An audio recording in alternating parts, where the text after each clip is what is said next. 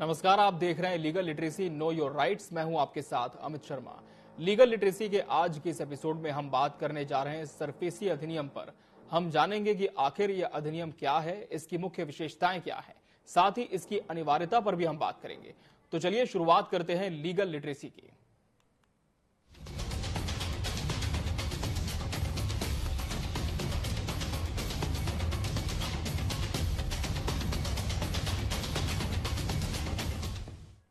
और आज के विषय सरफेसी अधिनियम पर हमारे साथ चर्चा करने के लिए स्टूडियो में मौजूद हैं हाई कोर्ट अधिवक्ता सिमरन कौर लूथरा जी। मैम, आपका बहुत बहुत स्वागत है लीगल लिटरेसी पर। नमस्कार मैम, सरफेसी अधिनियम, ये अधिनियम क्या है और इसका उद्देश्य क्या है?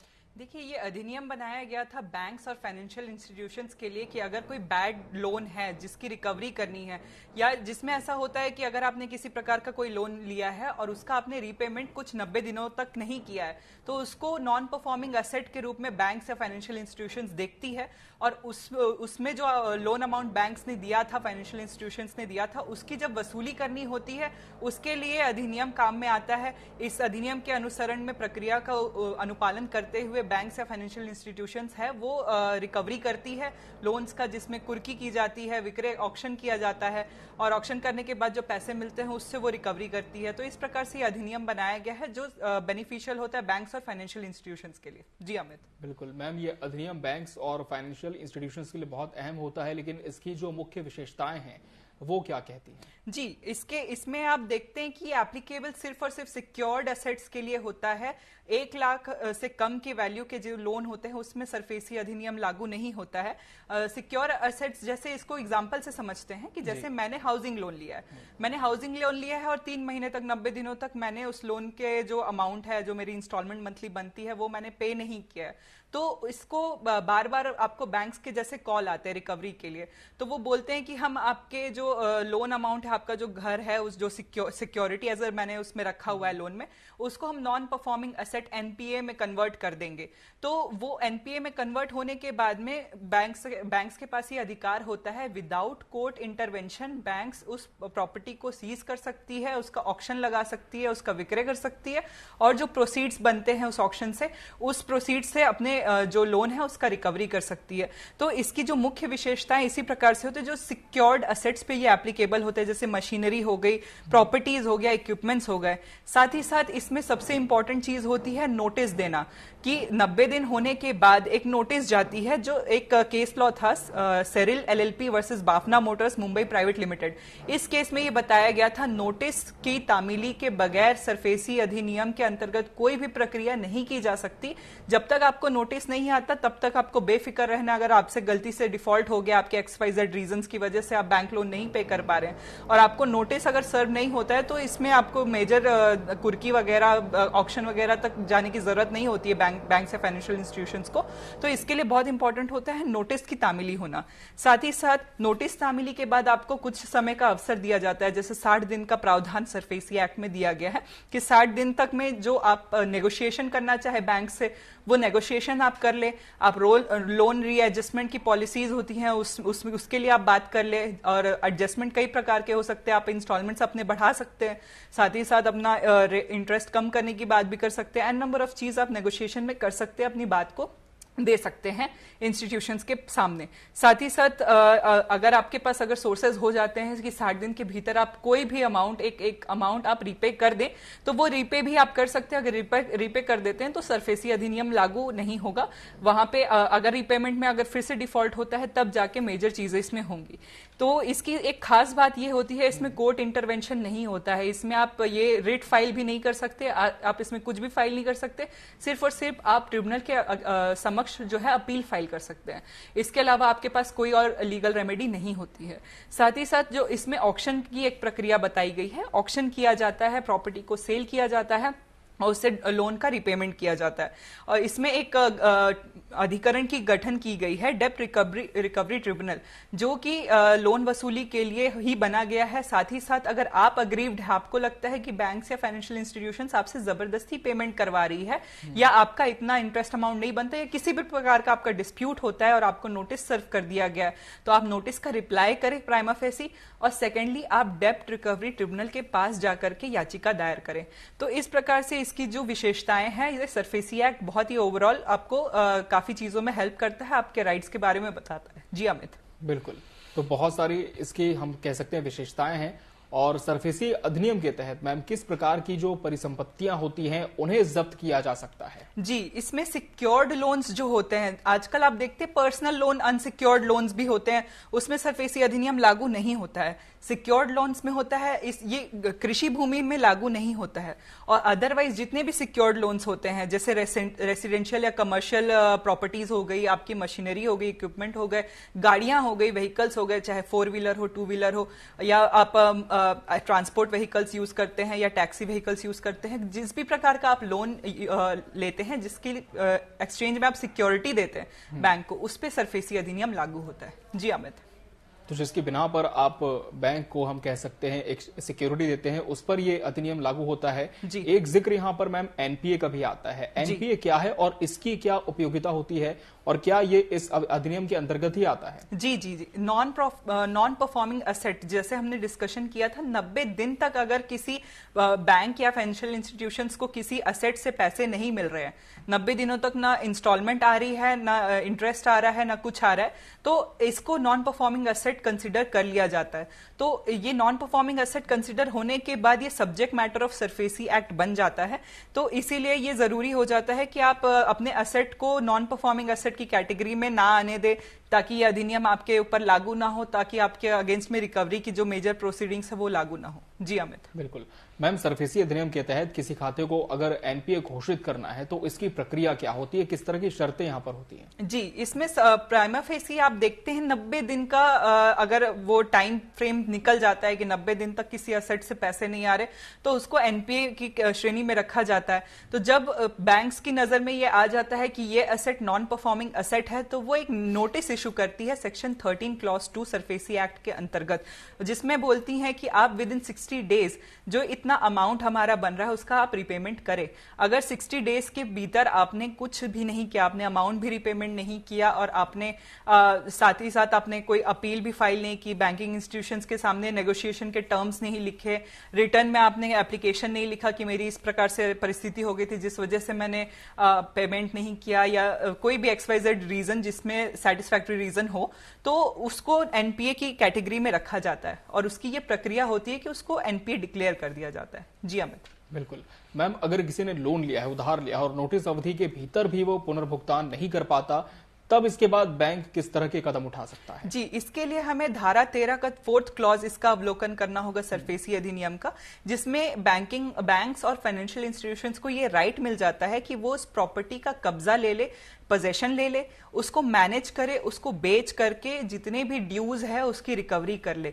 तो इस प्रकार से बैंकिंग इंस्टीट्यूशंस के पास इस धारा के अंतर्गत, इस क्लॉज के अंतर्गत उनको ये पावर मिल जाता है कि वो प्रॉपर्टी को अपने अधीनस्थ कर लेती है। आपने कई बार ऐसी चीजें देखी होंगी कि हाँ, बैंक ने ऑक्शन लगाया है और उसमें आपको कई सारी गाड़ियां बहुत कम रेट्स में मिल जा रही हैं, तो ये इसी स्कीम के अंतर्गत, इसी प्रावधान के अंतर्गत होता है। एनपीए डिक्लेयर होने के बाद में उसकी रिकवरी करने के लिए बैंक्स इस प्रकार के ऑक्शंस अरेंज करती है। जी अमित। बिल्कुल मैम, बैंक अगर कब्जा उसमें ले लेता है, इसके बाद जो सुरक्षित संपत्तियां होती है उसका क्या होता है? जी, अगर आपकी कोई संपत्ति है, फॉर एग्जांपल आपका कोई व्हीकल है जिसका आपने लोन रिपेमेंट नहीं किया है, 3 महीने हो गए, 90 दिन हो गए और आप रिपेमेंट नहीं कर पाए हैं, और बैंक ने उसको अपने कब्जे में, अपने अधीनस्थ उस आपकी व्हीकल को रख लिया है, तो सिर्फ वो रखेगी ही नहीं, वो ऑक्शन के बाद में उसको मैनेज भी कर सकती है, उसका प्रबंधन कर सकती है, उसकी बिक्री कर सकती है। तो एन नंबर ऑफ राइट्स वहां पे आ जाते हैं, और यहाँ पे कोर्ट इंटरवेंशन का भी प्रावधान नहीं है, तो इसीलिए बैंक्स को आप रोक भी नहीं सकते कि इसकी ओनरशिप मेरी है, तो आप मेरी व्हीकल को किस आधार पर ले जा रहे हैं। आप इसमें ये नहीं बोल सकते कि आपने हमारी प्रॉपर्टी को मिस एप्रोप्रिएट कर लिया है, थेफ्ट कर लिया है, या आप हमारे साथ एक्सटॉर्शन कर रहे हैं या कुछ कर रहे हैं। आप सिविल कोर्ट्स में या क्रिमिनल कोर्ट्स में बैंक्स के खिलाफ कोई भी राइट्स या रेमेडीज के लिए आप नहीं जा पाएंगे। इस वजह से ये राइट उनको मिल जाता है, तो आपको उस चीज के लिए रहना है कि आप सामने से जाके नेगोशिएशन करें, सामने से सारे टर्म्स एंड कंडीशंस अपने रखें, रखें और सेटलमेंट में आने की कोशिश करें। अगर सेटलमेंट में नहीं आना है, अगर आपको सही में लगता है कि आपके साथ ग्रीवांसेस हो रहे हैं, तो आप ट्रिब्यूनल के पास डेफिनेटली जा सकते हैं, डेट रिकवरी ट्रिब्यूनल जिसकी हमने डिस्कशन की थी।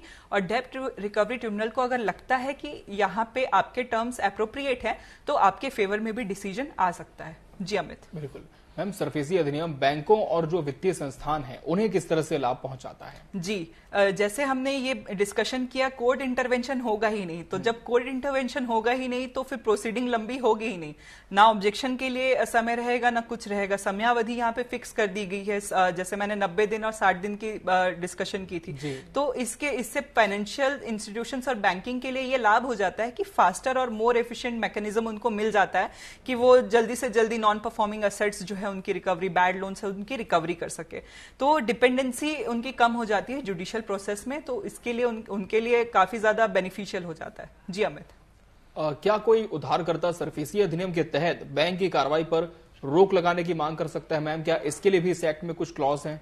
जी, जैसे हमने डेट रिकवरी ट्रिब्यूनल के बारे में डिस्कशन किया है, डेट रिकवरी ट्रिब्यूनल के समक्ष अगर आप बैंक्स के एक्शन के खिलाफ में याचिका दायर करते हैं और एक स्टे एप्लीकेशन लगा देते हैं और आपके टर्म से सेटिस्फाई हो जाता है, ट्रिब्यूनल अधिकरण अगर सेटिस्फाई हो जाता है कि in accordance of law bank आपके खिलाफ में नहीं कर रही है रिकवरी प्रोसीजर, तो वहां पे स्टे भी मिल सकता है आपको, इवन आपको समयावधि भी मिल जाती है और नेगोशिएशन के लिए आपको समय भी मिल जाता है उसमें।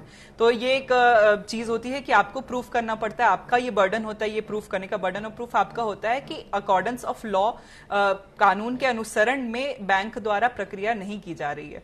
तो आप डेट रिकवरी ट्रिब्यूनल के समक्ष डेफिनेटली जा सकते हैं। जी अमित। बिल्कुल मैम, इस अधिनियम के तहत जो उधार करता है, क्या उसे भी बैंक और वित्तीय संस्थाओं की तरह कोई अधिकार दिए गए हैं? जी, इसमें सबसे पहला अधिकार है कि जब हम हमारे से डिफॉल्ट हो गया है और आपके खिलाफ में अगर प्रक्रिया हो रही है तो आपके पास ये अधिकार है कि आपको उस चीज की सूचना पहले से मिल जाए।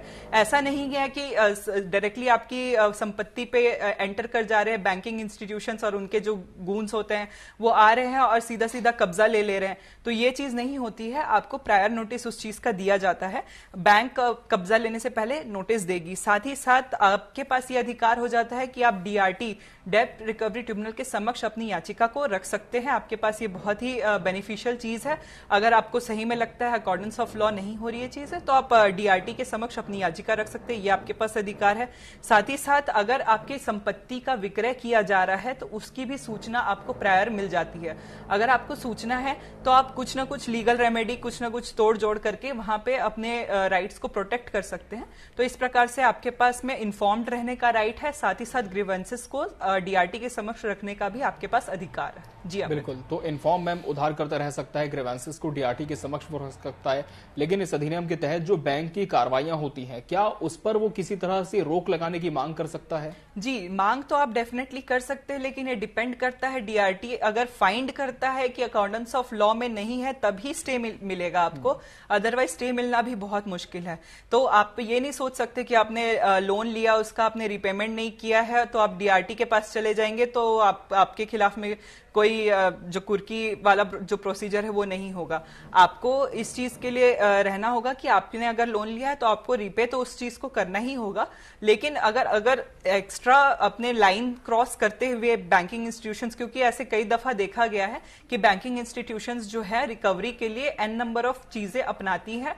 कई सारे लोगों के घर में घुस करके भी रिकवरी की जाती है, गुंडागर्दी भी की जाती है, ये देखा गया है नॉर्मल प्रचलन में अगर देखा जाए तो वो अगर आपके साथ हो रहा है तो आप डीआरटी का रुख कर ले और उसके बाद उस चीज को आप साबित कर दें कि मेरे खिलाफ इस प्रकार से रिकवरी की प्रोसीजर हो रही है, तो वहां पे आपको डेफिनेटली रिलीफ मिलेगा। जी अमित। बिल्कुल मैम, ये जो अधिनियम है सरफेसी, इसके तहत अगर बैंक की कार्रवाई से कोई असंतुष्ट है, कोई उधारकर्ता असंतुष्ट है, तो क्या वो इस कार्रवाई को चुनौती दे सकता है? किस तरह के स्टेप्स इसके लिए होते हैं? जी, हमने डेट रिकवरी ट्रिब्यूनल की बात की है तो वो 45 दिनों के अंदर, बैंक के नोटिस के 45 दिनों के भीतर आपका जब कॉज ऑफ एक्शन अराइज हो जाता है, आप डीआरटी के समक्ष याचिका प्रस्तुत कर सकते हैं।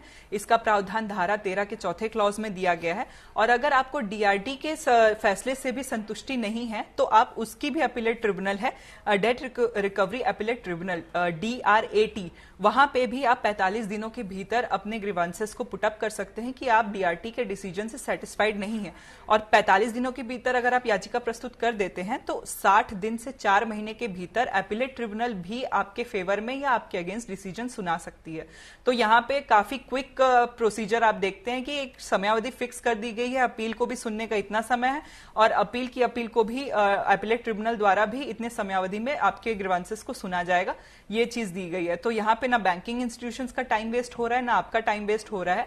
आपको बस पता चल रहा है कि हाँ, आपके ग्रीवांसेस अगर हो रहे हैं तो आपको रिड्रेसल यहाँ पे मिल रहा है। जी अमित। बिल्कुल, अधिकांश जगहों पर मैम हम कह सकते हैं कि सरफेसी अधिनियम लागू होता है, लेकिन क्या ऐसे कोई अपवाद क्षेत्र हैं जहां पर इस अधिनियम को लागू नहीं किया जा सकता? जी, जैसे हमने डिस्कशन किया था, खेती की जो जमीन होती है वहां पे सरफेसी अधिनियम लागू नहीं होता है, वहां पे आपकी कुर्की विक्रय इस प्रकार की चीजें नहीं होंगी। एग्रीकल्चरल लैंड पे लोन है तो उसका एक एक्सेप्शन इस एक्ट में दिया गया है। साथ ही साथ जो स्मॉल लोन्स होते हैं, 1 लाख से कम जो लोन होते हैं उस पे भी ये एक्ट लागू नहीं होता है। साथ ही साथ ऐसे भी लोन्स होते हैं जिसमें 20% से कम बचा है पैसे देना। जैसे मैंने फॉर एग्जांपल अगर मेरा 10 लाख का लोन है और मैंने 80 लाख पे कर दिया है, 10 लाख का लोन है और मैंने 8 लाख पे कर दिया है, तो वहां पे सिर्फ 20% देना बचा है, वहां पे भी सरफेसी अधिनियम लागू नहीं होता है। तो अगर बैंकिंग इंस्टीट्यूशंस रिकवरी के लिए यहाँ पे भी अगर आपके खिलाफ में सरफेसी के अंतर्गत प्रक्रिया करती है तो उसको भी आप चैलेंज कर सकते हैं। जी अमित। बिल्कुल मैम, क्या उधारकर्ता सरफेसी अधिनियम के तहत जो ऋणदाता की कार्रवाइयां होती हैं उन्हें भी चुनौती दे सकता है? जी डेफिनेटली, जो आप डेफिनेटली डेट रिकवरी ट्रिब्यूनल के समक्ष अपनी अपील प्रस्तुत कर सकते हैं। साथ ही साथ डीआरटी आपके केस को रिव्यू करेगा और एक्शन भी डेफिनेटली उसमें लेगा, तो आप चुनौती डेफिनेटली दे सकते हैं। जी अमित। मैम, अगर संपत्ति पर कब्जा हो जाता है किसी ऋणदाता के द्वारा, तो इसके बाद की प्रक्रिया क्या होती है? क्या उस संपत्ति को नीलाम कर दिया जाता है या फिर और जो उधार करता है उसे समय सीमा दी जाती है? जब कब्जा आ गया है बैंकिंग और फाइनेंशियल इंस्टीट्यूशंस का तो आपके पास उस समय भी समय है कि आप नेगोशिएशन कुछ ना कुछ कर लें। अगर आप नहीं करते हैं तो डेफिनेटली वहां पे सेल की जो प्रक्रिया है, विक्रय की जो प्रक्रिया है वो चालू हो जाएगी और विक्रय एक बार हो गया तो वो रिवर्स नहीं हो सकता। ऑक्शन होने के बाद में, विक्रय होने के बाद में तीसरे पर्सन के राइट्स वहां पे अराइज हो जाते हैं, तो वहां पे बैंकिंग और फाइनेंशियल इंस्टीट्यूशंस भी कुछ नहीं कर सकती है। अगर आप उस वक्त चीजें करेंगे तो आपकी जो समय सीमा है उस चीज का आप डेफिनेटली ध्यान दे और सेल की प्रक्रिया वहां पे कब्जा लेने के बाद चालू हो जाती है। साथ ही साथ वो सेल होने के बाद में जो अमाउंट लोन का है उसको बैंक्स और फाइनेंशियल इंस्टीट्यूशन सेटिस्फाई करती है और एक्स्ट्रा जो बच जाता है पैसा, फॉर एग्जांपल अगर 10 लाख का लोन है 10 और प्रॉपर्टी बिकी है 12 लाख में, तो जो एक्स्ट्रा अमाउंट है 2 लाख रुपए वो भी बैंक ही रख लेती है, बैंक के पास वो रिटर्न चला जाता है। तो इस प्रकार से काफी ज्यादा लाभ होता है बैंकिंग और फाइनेंशियल इंस्टीट्यूशंस को। इस वजह से इस एक्ट को वो ज्यादा से ज्यादा लागू करने की कोशिश करते हैं। अगर आपको कभी बैंक्स और फाइनेंशियल इंस्टीट्यूशंस का नोटिस आया होगा तो आपने देखा होगा कि बहुत ही कम समय वो देते हैं, 5 दिन 7 दिन, जिसमें आपको जवाब देना होता है उस नोटिस का, जो कि प्रैक्टिकली पॉसिबल भी नहीं है। तो ये इसीलिए बैंक्स और फाइनेंशियल इंस्टीट्यूशंस इस मेथड को एम्प्लॉय करती है कि जल्दी से जल्दी वो सरफेसी अधिनियम का लाभ उठा सके, क्योंकि वो डेफिनेटली बैंक्स के लिए ही बना गया है। जी अमित।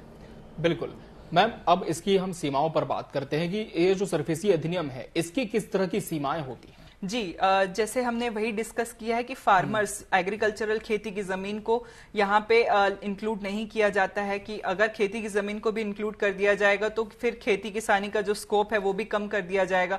रिसेंटली हमारी कंट्री में आपने एग्जांपल्स देखे हैं कि किसानों द्वारा लोन लिया गया था, लोन रिपेमेंट नहीं करते तो कई किसानों ने आत्महत्या कर ली थी। तो इस प्रकार से सरफेसी अधिनियम में इसको अपवाद के रूप में रखा गया है। साथ ही साथ जो नॉन एग्रीकल्चरल प्रॉपर्टीज होती है उन पर ही सरफेसी अधिनियम है वो लागू होता है। साथ ही साथ सिक्योर्ड डेब्ट्स पे लागू होता है, अनसिक्योर्ड पे लागू नहीं होता है। जी अमित। बिल्कुल, ये जो अधिनियम है इसमें उधारकर्ता पुनर्वास के लिए मैम क्या किसी तरह के प्रावधान दिए गए हैं? जी, एसेट रिकवरी के लिए ये चीज डेफिनेटली हो जाती है कि आप अपने लोन का रिकंस्ट्रक्शन करवा लें, समयावधि बढ़वा लें, और बोरोवर्स के पास यही एक होता है कि जो समय सीमा आपको मिली गई है उसमें आप अपने वेलफेयर के लिए थोड़ा आप प्रयास कर लें कि आप मैनेजर से बात करें, अगर आपको नोटिस आया है बैंक का कि आपको ये समय सीमा समाप्त हो गई है, एनपीए में आपके प्रॉपर्टी को कन्वर्ट कर रहे हैं, तो आप रीस्ट्रक्चरिंग करा ले, इंटरेस्ट रेट्स के बारे में आप डिस्कस करा ले, समयावधि बढ़ा ले कि अगर हम इतना लोन नहीं दे पा रहे, फॉर एग्जाम्पल मेरी नौकरी चली गई है तो फिर मैं वो फिक्स्ड इनकम मेरे पास है नहीं, तो मैं इतना अमाउंट नहीं, 20,000 इंस्टॉलमेंट नहीं दे सकता हूं, मैं आपको 12,000 10,000 इंस्टॉलमेंट दे सकता हूं, भले आप इंस्टॉलमेंट्स बढ़ा लें। जैसे फॉर एग्जाम्पल अगर आपके 50 इंस्टॉलमेंट्स में डेट जो है वो डिस्पोज ऑफ होना था, तो वो 50 की जगह आप उसको 70 करवा लें, इस प्रकार से आप रीस्ट्रक्चरिंग करा लें। तो इसमें बैंक्स जो है वो भी वेलकम करती है इस प्रकार के डिसीजन को, क्योंकि उनको सिर्फ मतलब है कि उनका इंटरेस्ट रेट प्रॉपर आना चाहिए। तो आप स्कीम को रिकंस्ट्रक्ट करवा सकते हैं, ये आपके पास एक रेमेडी होती है, रिहैबिलिटेशन का यही आपके पास एक स्रोत होता है। जी अमित। बिल्कुल मैम, उधारकर्ता पुनर्वास के लिए विशिष्ट जो प्रावधान होते हैं वो क्या कहते हैं? जी, कम्युनिकेशन करना बहुत जरूरी होता है कि आप अपनी विलिंगनेस जो मैनेजिंग अथॉरिटीज हैं उनको आप ऑफर करें, साथ ही साथ अपनी फाइनेंशियल सिचुएशन या cause of non payment of debt उसको भी आप डिस्कस करें, चैलेंजेस बताएं, रीजंस बताएं, और एक फॉर्मल रिक्वेस्ट, यहाँ पे सबसे इंपॉर्टेंट ये हो जाता है कि आप रिटर्न में एक फॉर्मल रिक्वेस्ट जो है वो अथॉरिटीज को प्रेजेंट करें, जिसमें आप पूरा अपना प्लान स्ट्रक्चर करके दें कि मैं विलिंग हूं कि मैं इस प्रकार से रिपेमेंट करूंगा। अगर आप रिटर्न में इस चीज को देते हैं तो फ्यूचर में अगर आपके खिलाफ में कार्रवाई होती है तो आपके पास एक डॉक्यूमेंटेशन रेडी हो जाता है, जिसके आधार पे आप अपने राइट्स एंड रेमेडीज को क्लेम कर सकते हैं कि हमने तो सामने से ऑफर किया था। जब आप डेट रिकवरी ट्रिब्यूनल के समक्ष भी जाते हैं तो आपके पास ये रहेगा कि मेरी विलिंगनेस और मेरी रेडीनेस तो वहां पे दिख रही थी कि मैं पे तो करना चाहता था, लेकिन इन्होंने मेरे टर्म्स को एक्सेप्ट नहीं किया, जिस वजह से मैंने पेमेंट नहीं किया। तो ये आपके पास रीजनेबल ग्राउंड हो जाता है इस सरफेसी अधिनियम के जो प्रावधान है इनसे बचने के लिए। तो ये काफी ज्यादा इंपॉर्टेंट हो जाता है। आप उसके साथ में अपने रेलेवेंट डॉक्यूमेंट्स को अटैच कर दे, अगर आप नौकरी आपकी छूट गई है या कोई भी ऐसी, तो उसके रेलेवेंट डॉक्यूमेंटेशन को आप उस रिक्वेस्ट के साथ में अटैच कर दे और अपने टर्म्स को नेगोशिएट करें। तो इस प्रकार से अपने लीगल रिक्वायरमेंट्स को कंप्लाई करते हुए आप सरफेसी अधिनियम के अंतर्गत भी अपने राइट्स को प्रोटेक्ट करके रख सकते हैं। जी अमित। बिल्कुल मैम, इस अधिनियम के तहत जो ऋणदाता होते हैं वो ऋण पुनर्गठन के लिए ऋणदाताओं से कैसे संपर्क कर सकते हैं? जी, इसके लिए आप कम्युनिकेशन के लिए यही बोल सकते हैं कि आप फॉर्मल मीडियम्स यूज करेंगे तो ज्यादा बेटर रहेगा। अगर आप इनफॉर्मली अथॉरिटीज के पास जाते हैं और सारी चीजें बात करते हैं और रिटर्न में कोई डॉक्यूमेंटेशन नहीं होता है तो आपके लिए वो नेगेटिव इंपैक्ट कर सकता है। तो इसलिए जरूरी होता है कि जब भी आप जाएं तो एक फॉर्मल वे में जाएं। अगर आप लीगल ऑफिशियल को लेकर के जाना चाहते हैं तो लीगल ऑफिशियल को ले जाए, टैक्सेशन स्पेशलिस्ट को लेकर जाना चाहते हैं तो उनको लेकर के जाएं। तो इस प्रकार से आप अपने राइट्स को प्रोटेक्टेड रखने के लिए प्रॉपर चैनल यूज करेंगे तो ज्यादा बेटर रहेगा। जी अमित। बिल्कुल। तो आज लीगल लिटरेसी में हमने बात की सरफेसी अधिनियम पर। हमने जाना कि किस तरह से ये अधिनियम अपने उद्देश्यों के साथ ही अपने कुछ विशेषताएं रखता है। इसके अंतर्गत तमाम प्रावधानों पर भी हमने चर्चा की और इस विषय पर हाईकोर्ट अधिवक्ता सिमरन कौर लूथरा जी ने हमें जानकारी दी। मैम, आपको बहुत बहुत धन्यवाद इस शो पर आने के लिए। नमस्कार। और इसी के साथ लीगल लिटरेसी के आज के इस एपिसोड में फिलहाल इतना ही। मुझे और मेरी पूरी टीम को दीजिए इजाजत। नमस्कार।